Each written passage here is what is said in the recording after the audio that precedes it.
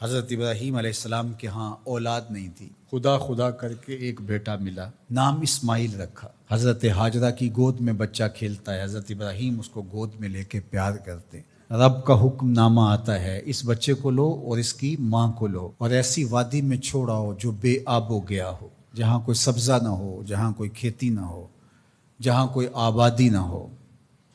اللہ اکبر! نو مولود بچے اور اس کی ماں کو ایسی وادی میں چھوڑ آنا جہاں کوئی انسانی آبادی تو درکنار، کوئی پرندے بھی نہ رہتے ہوں، یہ کوئی تھوڑا امتحان ہے؟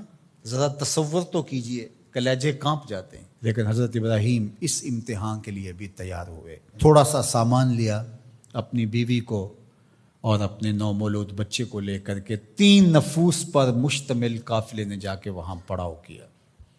کچھ وقت گزارا، پھر اللہ کی بارگاہ میں سحر کے وقت اٹھ کے دعا مانگی، ربنا انی اسکنت من ذریتی بواد غیر ذی زرع عند بیتک المحرم۔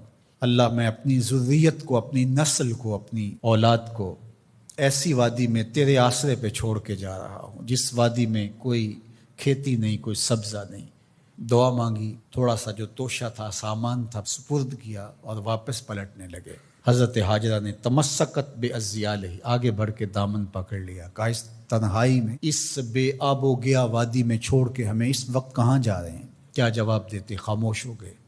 تھوڑی دیر گزری، پھر قدم اٹھایا تو پھر بیوی نے دامن پکڑ لیا اور حضرت ہاجرہ بولی، اس وادی بے آب و گیا میں ہمیں چھوڑ کے کہاں جا رہے ہیں؟ حضرت ابراہیم کوئی جواب نہیں دیتے۔ ذرا تصور کیجئے، آپ بھی صاحب اولاد ہیں۔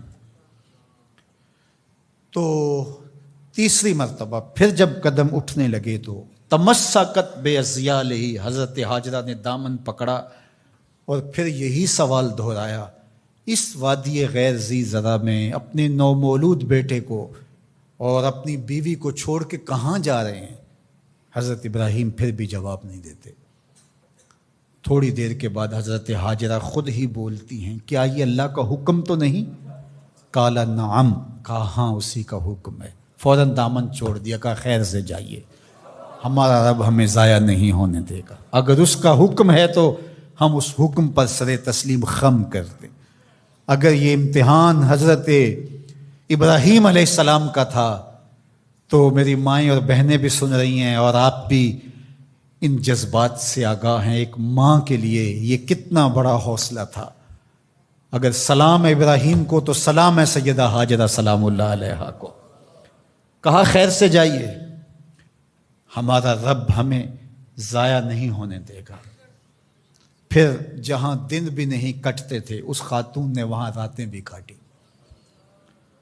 توشہ ختم ہو گیا، پانی بھی ختم ہو گیا، پھر 2 دن کے بعد ماں کی چھاتیوں سے دودھ بھی خشک ہو گیا۔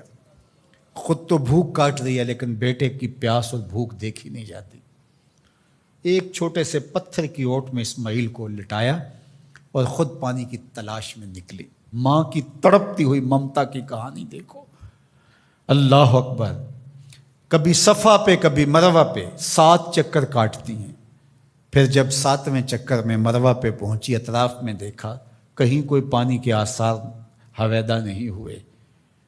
گزرتے گزرتے بیٹے کو بھی دیکھتی تھی، نشیبی جگہ سے بھاگ کے گزرتی تھی، وہاں لال نظر نہیں آتا تھا۔